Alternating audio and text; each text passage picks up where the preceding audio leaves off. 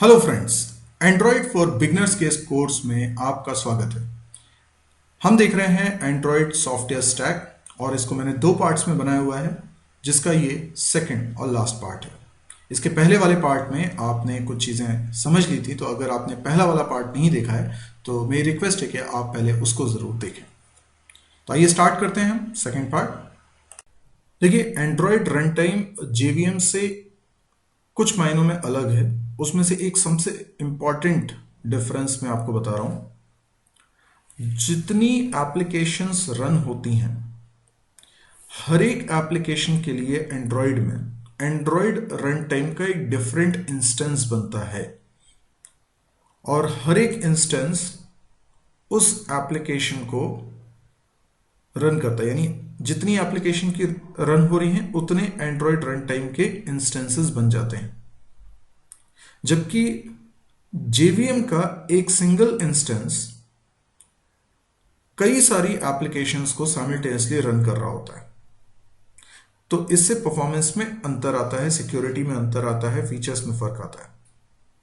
यहां पर हर एक एप्लीकेशन के लिए एक different Android run time instance होता है, इसलिए वर्चुअली ऐसा लगता है कि वो अलग अलग मशीन पे रन हो रहे हैं।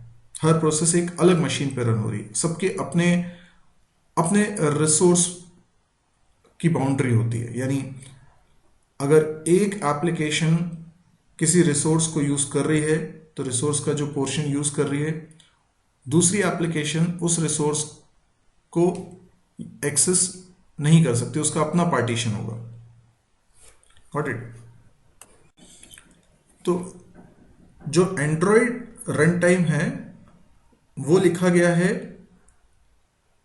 To run multiple virtual machines. ठीक है, तो क्योंकि हर एक एप्लीकेशन के लिए एंड्रॉयड रन टाइम का एक डिफरेंट इंस्टेंस बनता है, तो वर्चुअली हम कह सकते हैं कि हर एक एप्लीकेशन एक अलग मेमोरी, एक अलग डिवाइस पे रन हो रही है। वर्चुअली मोबाइल डिवाइस एक ही है, लेकिन वर्चुअली ऐसा हो जाएगा कि वो अलग अलग डिवाइस पे रन हो रही है, ऐसा लग रहा है। अब उसका मतलब क्या हुआ? उसका मतलब ये हुआ कि जितने भी रिसोर्सेज हैं, चाहे फिर वो मेमोरी का रिसोर्स हो, सीपीयू रिसोर्सेज हो, व्हाटएवर, उसका एक पोर्शन, एक हिस्सा एक एप्लीकेशन के लिए यूज हो रहा है, तो दूसरी एप्लीकेशन के लिए वो हिस्सा यूज नहीं हो रहा है, एक डिफरेंट हिस्सा यूज हो रहा है। तो सबको अपने अपने रिसोर्सेज मिल रहे हैं, तो कोई किसी दूसरे के रिसोर्स को यूज नहीं कर रहा है। तो यहां पे कोई भी एप्लीकेशन रिसोर्सेज की कमी के कारण कॉम्प्रोमाइज नहीं करेगा। तो ये एक कमाल का फीचर इसमें दिया गया है, इससे परफॉर्मेंस काफी अच्छी हो जाती है। तो एंड्रॉयड रन टाइम, अच्छा, Android run time DEX files को रन करती है। जैसे एग्जीक्यूटेबल फाइल्स होती हैं, वैसे ही यहाँ पर जैसे बाइट कोड होता है ना, जावा में हम बोलते हैं डॉट क्लास फाइल्स, जिसको कि जेवीएम रन करता है, वैसे यहाँ पर होती हैं डीईएक्स फाइल। तो जो एंड्रॉयड रन टाइम है ये एग्जीक्यूट करता है डीईएक्स फाइल। डीईएक्स का मतलब होता है डेल्विक एग्जीक्यूटेबल्स। तो ये भी एक बाइट कोड ही है, लेकिन जो जेवीएम जिस बाइट कोड को रीड करता था, ये बाइट कोड उससे थोड़ा डिफरेंट है। ये बाइट कोड स्पेसिफिकली डिजाइन किया गया है एंड्रॉयड सिस्टम्स के लिए। अब जैसे जेवीएम में कुछ फैसिलिटीज थी, वैसी ही फैसिलिटी आपको एंड्रॉयड रन टाइम में भी मिलती हैं। फॉर एग्जांपल यहाँ पे भी गार्बेज कलेक्शन का फीचर है। आपको अगर जेवीएम के फीचर्स मालूम हैं तो आपको मालूम होना चाहिए कि उसमें एक गार्बेज कलेक्शन का फीचर होता है, जिससे कि मेमोरी लीक का खतरा नहीं होता है। तो वही फीचर यहाँ पर भी प्रोवाइड किया गया है। तो एंड्रॉयड 5.0 के पहले डेल्विक रन टाइम होता था, तो जो एप्लीकेशंस डेल्विक रन टाइम पे रन होती थी वो एंड्रॉयड रन टाइम पे भी रन होंगी, लेकिन इसका रिवर्स होगा ये गारंटी नहीं है। ठीक है, चलिए अब बात करते हैं native C plus plus libraries की। ये सी प्लस प्लस लैंग्वेज में बने हुए मॉड्यूल्स हैं, फंक्शंस हैं, जिनका इस्तेमाल जावा का कोड करने वाला है। ठीक है, तो इसके ऊपर आप ये ग्रीन कलर में देख सकते हैं, ये जावा की एपीआईज हैं।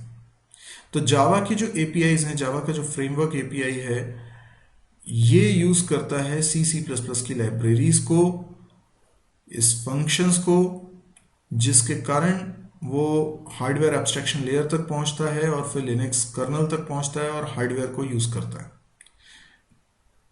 तो ये C++ लाइब्रेरीज आप भी बना सकते हैं।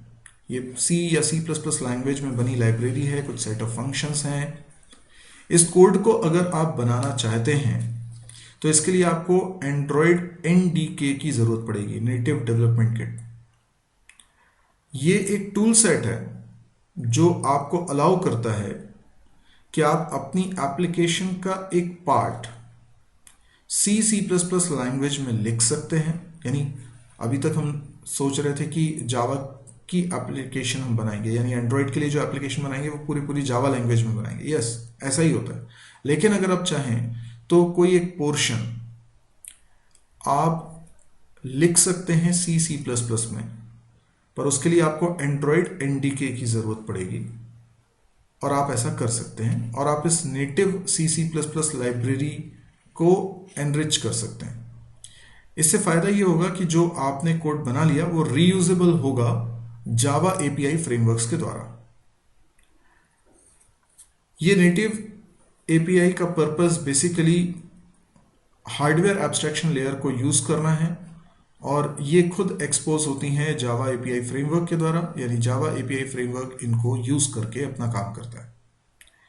अब बात करें जावा API फ्रेमवर्क्स की, तो जो भी हमने फीचर्स की अभी तक बात करी, जो लिनक्स कर्नल प्रोवाइड कर रहा है या हार्डवेयर एब्स्ट्रैक्शन लेयर प्रोवाइड कर रहा है या नेटिव C++ लाइब्रेरी प्रोवाइड कर रहे हैं, एंड्रॉयड रन टाइम प्रोवाइड कर रहा है, जो सिक्योरिटी फीचर्स हमको मिल रही है, ये तमाम खूबियों को अगर आप एक्सेस करना चाहते हैं तो इसके लिए आपको जावा API फ्रेमवर्क दिया गया है। So the entire feature set of the Android operating system is available to you through APIs written in the Java language. तो ये जो APIs हैं ये बेसिक बिल्डिंग ब्लॉक हैं जिनकी आपको जरूरत पड़ती है तब जब आप एक एंड्रॉयड एप्लीकेशन बनाते हैं।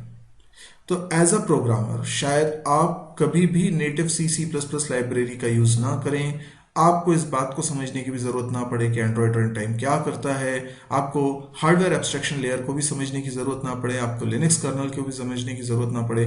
लेकिन अगर आप एंड्रॉयड के लिए कोई एप्लीकेशन बना रहे हैं तो वो एप्लीकेशन जावा API फ्रेमवर्क को यूज करेगी। तो ये वो फ्रेमवर्क है जिसको आपको पढ़ना है, जिसको आपको यूज करना है अपने कोडिंग करते वक्त। तो ये वो चीजें हैं जिनको आप यूज कर रहे हो। जैसे एग्जांपल के लिए आप जब जावा में कोई प्रोग्राम बनाते हैं तो वहां पे आप कुछ प्रीडिफाइंड क्लासेस यूज करते हैं और वो जो प्रीडिफाइंड क्लासेस हैं उनके कोड आप नहीं जानते, लेकिन आप उन प्रीडिफाइंड क्लासेस को यूज करके अपना काम करते हैं। जैसे अगर मुझे ओरेकल से इंटरेक्ट करना है, जावा का प्रोग्राम ओरेकल से इंटरेक्ट करना चाहता है, तो उसके लिए मैं SQL पैकेज यानी JDBC APIs को यूज करता हूँ। तो ये वो प्रीडिफाइंड क्लासेस हैं जिनको मैं यूज करके ओरेकल तक कम्युनिकेशन कर पाता हूँ। लेकिन मुझे इस बात की जानकारी नहीं होती है कि किस तरीके से ये APIs, ये JDBC API एंड्रॉयड से कम्युनिकेट कर रही हैं। भले हम फिलोसफिकली कितना भी समझ, लेकिन कोडिंग पॉइंट ऑफ व्यू से हमें नहीं पता चलता। तो इसी प्रकार से ये जो जावा API फ्रेमवर्क है ये नेटिव C++ लाइब्रेरीज को यूज कर रही हैं, यही आपके नीचे की लेयर्स को यूज कर रही हैं, लेकिन इनको आप यूज कर रहे हैं। आप इसमें देख रहे हैं content provider, view system, activity, location, package, notification, resource, telephony, window, इन सबको आप अपने जावा एप्लीकेशन को जब बनाएंगे एंड्रॉयड के लिए तब उसमें यूज करने वाले हैं। तो ये सारे टर्म्स आपके काम के हैं। इसके नीचे की लेयर्स के सारी चीजें आप डायरेक्टली यूज नहीं करने वाले हैं, इसलिए अगर वो आपको ध्यान में नहीं भी रहती हैं तो कोई दिक्कत नहीं है, लेकिन ये चीजें आपके लिए इंपॉर्टेंट है जो जावा API फ्रेमवर्क में है। तो जावा API फ्रेमवर्क आपको एक व्यू सिस्टम प्रोवाइड करता है। अब ये व्यू सिस्टम क्या है? जब आप मोबाइल एप्लीकेशन बनाते हैं, एंड्रॉयड मोबाइल एप्लीकेशन बनाते हैं, तो उसका जो यूजर इंटरफेस है यानी वो स्क्रीन जिससे यूजर इंटरेक्ट करता है, तो उसमें कई तरह के ऐसे कंपोनेंट्स होते हैं जिससे यूजर इंटरेक्ट करेगा। जैसे उसमें बटन हो सकती है, उसमें चेक बॉक्स हो सकता है, उसमें रेडियो बटन हो सकता है, उसमें टाइम के लिए कुछ कंपोनेंट होगा, उसमें डेट पिकर होगा, या उसमें और भी बहुत सारे कंपोनेंट्स हो सकते हैं इस तरह के। ये तो एक rich view system Java API framework आपको प्रोवाइड करता है। तो जब भी आप कोई एंड्रॉयड एप्लीकेशन बनाएंगे तो आप यूज़र इंटरफेस तैयार करेंगे। यूज़र इंटरफेस तैयार करेंगे तो आप तय करेंगे कि भाई इसमें टेक्स्ट बॉक्स रखना है, लेबल रखना है, चेक बॉक्स रखना है, कि रेडियो बटन रखना है, कि लिस्ट व्यू रखना है, क्या रखना है आपको, बटन रखना है, डेट के लिए कुछ, डेट सिलेक्शन के लिए कुछ रखना है, टाइम सिलेक्शन के लिए कुछ रखना है, पासवर्ड के लिए अलग तरह का होना चाहिए। तो जिस चीज़ से आप इंटरेक्ट करते हैं उसे टेक्निकली यहाँ बोला जाता है व्यू। तो ये जो व्यू सिस्टम है ये डिफरेंट व्यूइंग एलिमेंट्स प्रोवाइड करता है, और इतने सारे व्यू एलिमेंट्स प्रोवाइड करता है कि आप बहुत फैसिनेटिंग एप्लीकेशन, बहुत सुंदर एप्लीकेशन, बहुत रिच एप्लीकेशन बना सकते हैं यूजर इंटरफेस के पॉइंट ऑफ व्यू से। इसके अलावा इसमें रिसोर्स मैनेजर भी होता है। जो नॉन कोड रिसोर्सेज होते हैं लाइक लोकलाइज स्ट्रिंग्स होती है, ग्राफिक्स होता है, लेआउट फाइल्स होती हैं, इन सब रिसोर्सेज को यूज करने के लिए रिसोर्स मैनेजर होता है। अभी ये बातें आपको थोड़ी कम समझ में आएंगी, लेकिन जब हम कोडिंग पे जाएंगे, जब हम कोडिंग सीख रहे होंगे, तब हमें इन सब का मतलब समझ में आएगा, और तब आप मेरी इस बात से कनेक्ट हो पाएंगे क्योंकि ये resource manager Java API framework में है, इसलिए हम इन चीज़ों को यूज़ कर पा रहे हैं। इसके अलावा एक्टिविटी मैनेजर को आप यहाँ देख सकते हैं, इसमें एक्टिविटी मैनेजर है। एक्टिविटी मैनेजर जावा की एक एप्लीकेशन, जो एंड्रॉयड की एप्लीकेशन हमने जावा में बनाई है, उस एप्लीकेशन की लाइफ साइकिल को मैनेज करती है।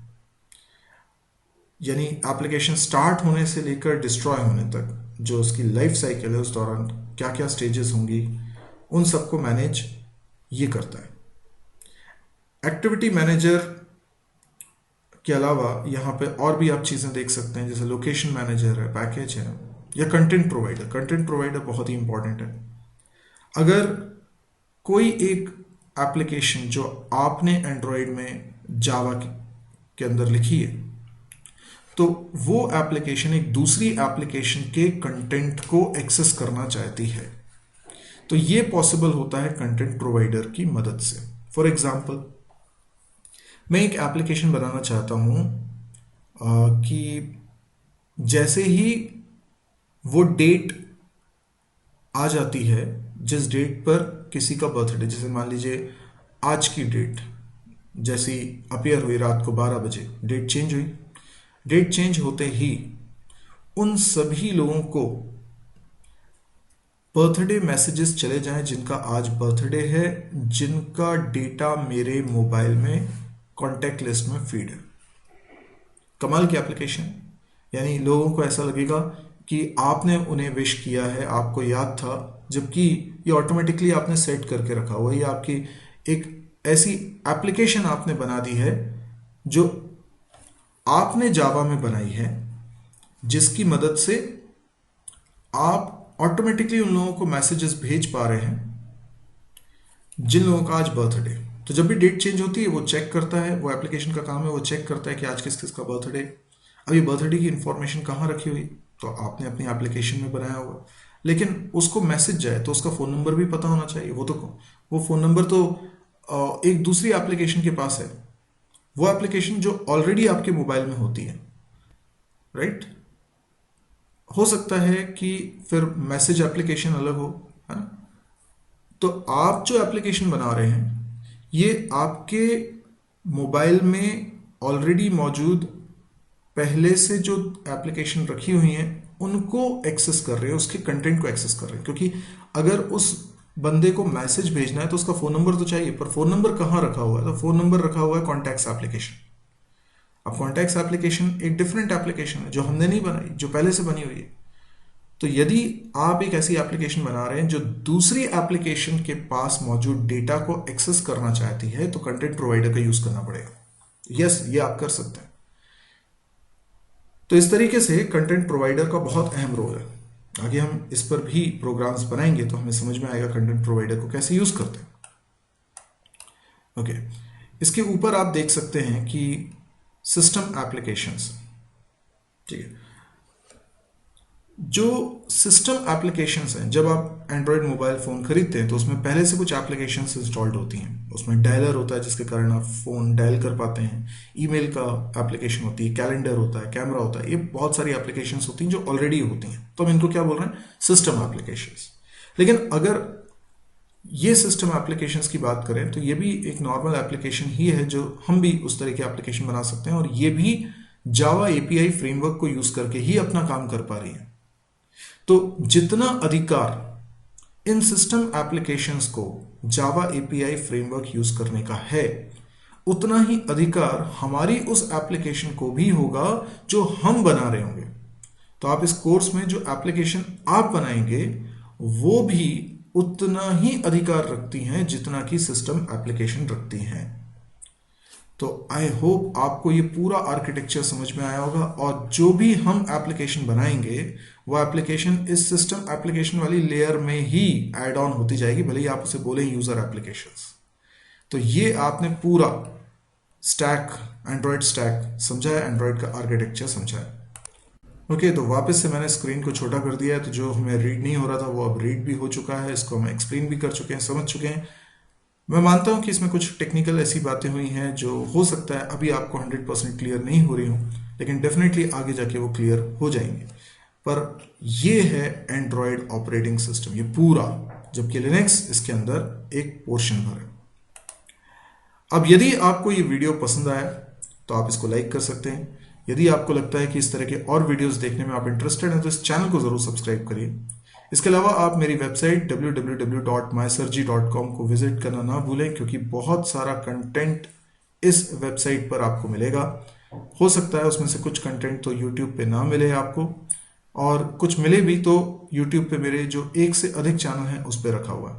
आप जो कोर्स करना चाहते हैं उसमें किस सीक्वेंस में वीडियोस को देखना है, वो सब जानकारी आपको इस वेबसाइट पर मिलती है। तो मेरी आपसे रिक्वेस्ट है कि आप इस वेबसाइट को एक बार विजिट जरूर करें, क्योंकि तभी आपको पता चलेगा कि क्या क्या आपके लिए वहां मौजूद है। यहाँ पर वीडियोस फ्री में आपको प्रोवाइड किए जा रहे हैं, हिंदी में प्रोवाइड किए जा रहे हैं, और डेली प्रोवाइड किए जा रहे हैं, यानी डेली एक नया वीडियो इसमें पब्लिश होता है। इस वेबसाइट पे आपको प्रोजेक्ट्स भी मिलते हैं, आपको ऑब्जेक्टिव क्वेश्चंस भी मिलते हैं जो कि कैंपस प्रिपरेशन के बहुत काम के हैं, और बहुत सारा कंटेंट ऑन डिमांड भी बनाया जाता है। तो आप इसको देखें, अगर आपको पसंद आए तो आप इसको शेयर भी करें, ताकि ज़्यादा से ज़्यादा लोगों को इस वेबसाइट के बारे में पता चले और उन्हें अपने करियर को बनाने में हेल्प मिल सके। Thank you.